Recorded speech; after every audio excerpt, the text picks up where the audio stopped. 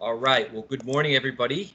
My name is Ken Mysogland. I'm the Bureau Chief for External Affairs, and we have with us Commissioner Vannessa Dorantes. Commissioner, good morning. Morning, Ken. It's a hot one. It is hot. Just got back from taking my dog for a walk, and I think he's done for the day. He's going to stay inside in the nice air conditioning, certainly. Already, and it's barely 10 o'clock. So, yeah, everybody needs to remember to stay hydrated, stay masked, all of our vigilance with social distancing. But yeah, please make sure that people drink a lot of water out there today. It's hot. It is. It is. So it is July 19th. Seems like the summer's flying by. And as you and I were starting to prepare for the video today, we reminded ourselves that today's video is geared towards not only our DCF staff, but also our community providers. And it will be sent to them via a memo because there's some important information that we want them to know about resuming full operations. Yeah, stay tuned later in the video for some direct messages specific to our providers, most of which have worked with us through the last 17 weeks of pandemic land. But today's video is going to be centered around some of our next steps related to our providers. So yeah, thanks for teeing that up. Sure. So specifically for the DCF staff, the first agenda item really is to talk about Chronos. And I'm showing my my iPhone earlier today when you and I were discussing today's agenda. We made sure that we punched into Chronos. So Chronos is live. It was live effective Friday, thanks to the really unbelievable efforts of a number of people within the department. And I believe DCF is a leader across the state, amongst other state agencies, in our implementation of Chronos. We are, where it was a little bumpy because, like with anything that you're trying for the first time, the soft launch is intended to get all of the kinks out. So Cindy Butterfield and Walter Borges and Jeanette Perez and HR have led the charge on this Chronos building. There's quite a few other people behind the scene. I get in trouble when I start naming names, so we'll stop there. But we do know that they have worked really hard as part of kind of the implementation team for Chronos to lift this up for DCF. We are in that kind of soft launch, paper time cards still happening to make sure that the interface is tight, but the scheduler and the timekeeping component and the accruals are being tested out right now. So if everyone can, look at the videos that have been provided, the e-learnings, and follow the memos from the Chronos team, you'll get information about how to make sure that your time is accurate. Yeah, there's a lot of great online tutorials, and I think for the typical worker, it's actually quite easy to punch in and punch out. I think it's more complicated when you're a supervisor, and I think for our staff in the 24-hour facilities, it's going to take a while to get used to, but in the long run, this is going to be so much more efficient and save so much time. Yeah, all of our 24/7, like Caroline too, they are testing it out, and any of the kind of shift overtime, those types of things get a little bit more complicated. But Chronos is moving us away from paper, as the rest of the world is starting to do. And what we found in pandemic is that remote technology is, where we are headed as a country. So we have to make sure that our technology catches up with that. Yep. And as we are rolling out Chronos, this week we are also implementing an additional cohort of youth who are now going to be subject to our visitation triage. Those so are this youth is the, yeah. I'm sorry, Ken, go ahead. Let's say those are youth in care 0 to 5 years of age. So this is the part of the conversation today that starts to get to our discussion with our community providers. As we add additional cohorts to our visitation triage protocol. Now, what that means is that there is a very specific procedure and process that has been put together to really make sure that we are paying attention to all the components of what a face-to-face or an in-person contact will mean for our staff, for say foster parents, other considerations as it relates to maybe our fleet or vehicles. So we have a very prescribed visitation protocol that we step through to make sure that all of the considerations are made, like where the visit occurs, who's involved, and all those things that go into proper planning.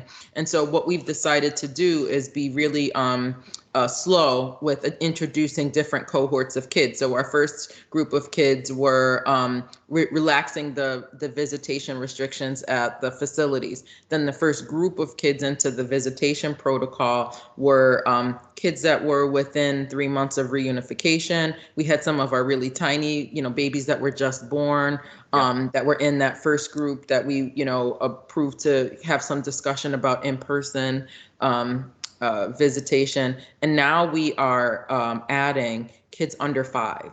And that's a much larger cohort and involves much more of our staff doing more of those visits on their own caseload.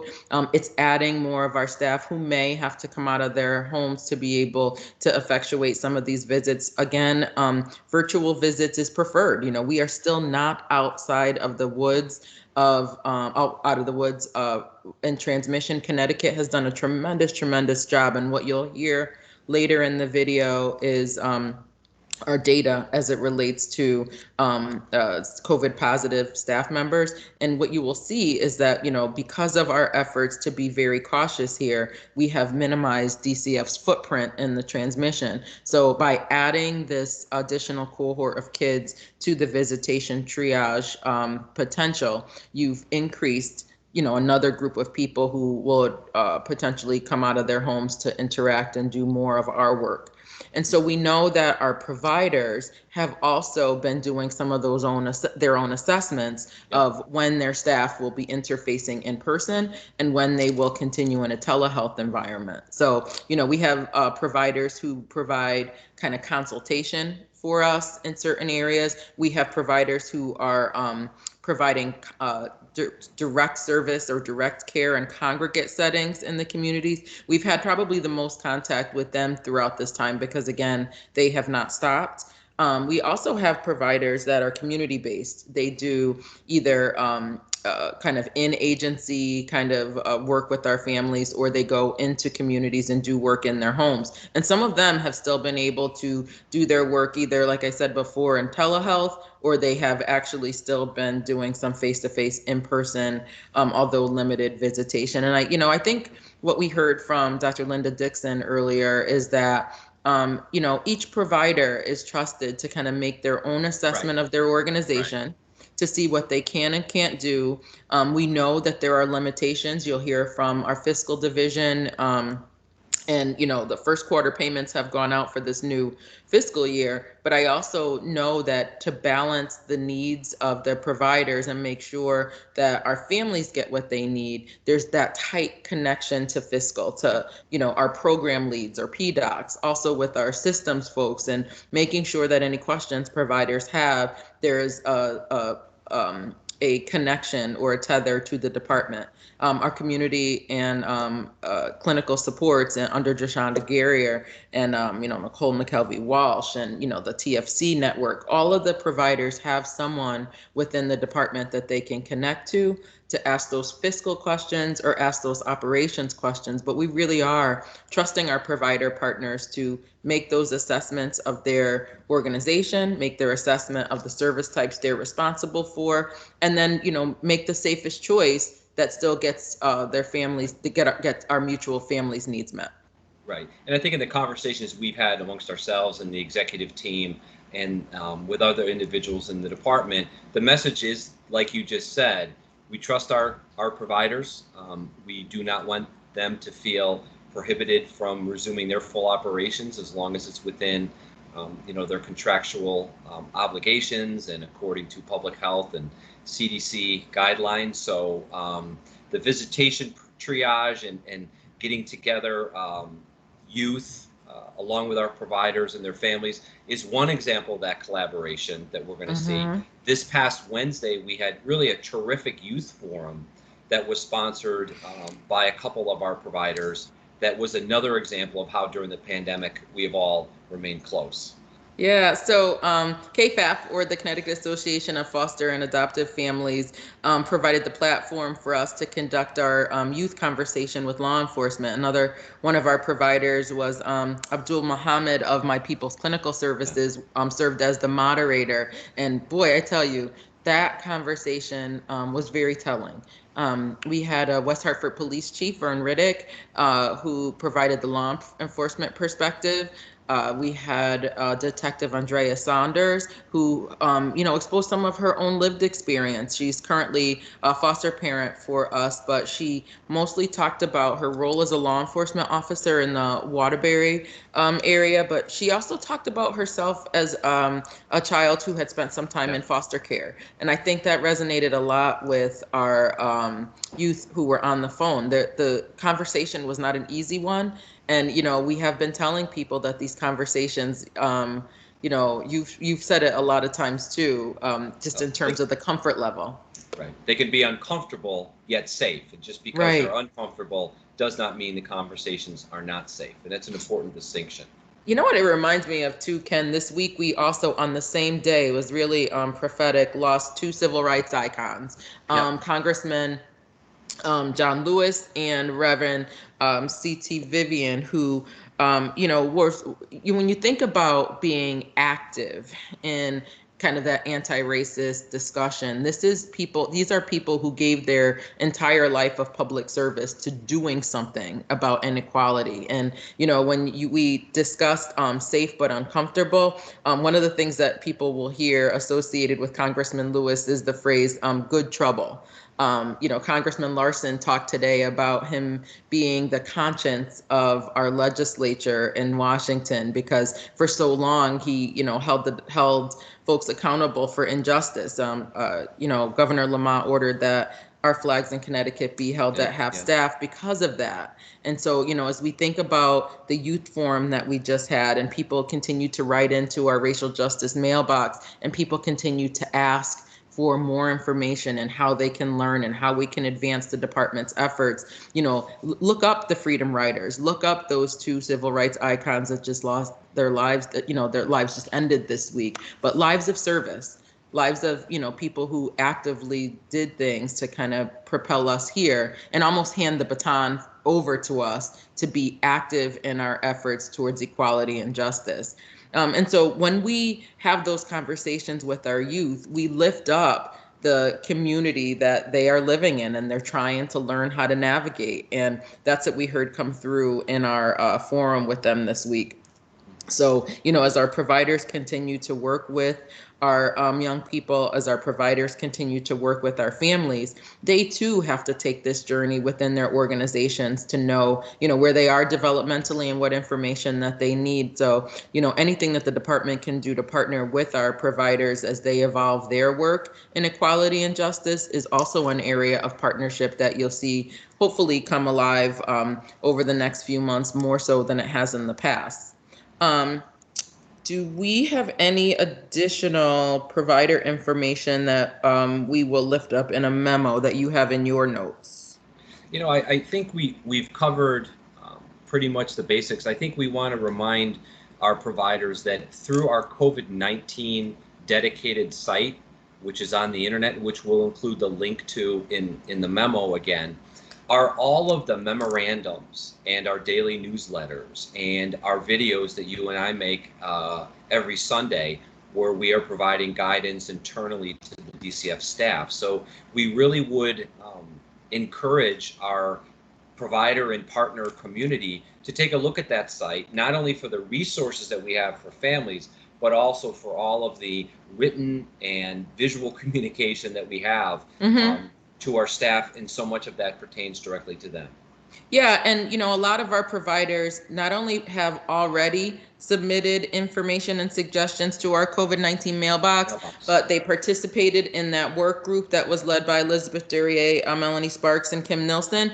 And that information was included in DCF's first plan that we submitted. It's still undergoing review by the Rules Committee. We've gotten some preliminary feedback that's positive. We're moving forward with some of those early efforts to continue to develop our strategic plan towards resuming full functioning. We're not calling it reopening because we never closed. Never closed. But yeah, all of that feedback that we got from that group that will continue to maintain contact, like we just talked about, in various ways with our providers, was included in our first pass there. So as we think about the data that we typically give at the end of these videos, we're reminded that the reason why we put those at the end is because in the beginning it was getting a little tough for our staff who had personal experiences, and the unknowns of COVID and the pandemic were weighing heavily on folks who just said, updates every week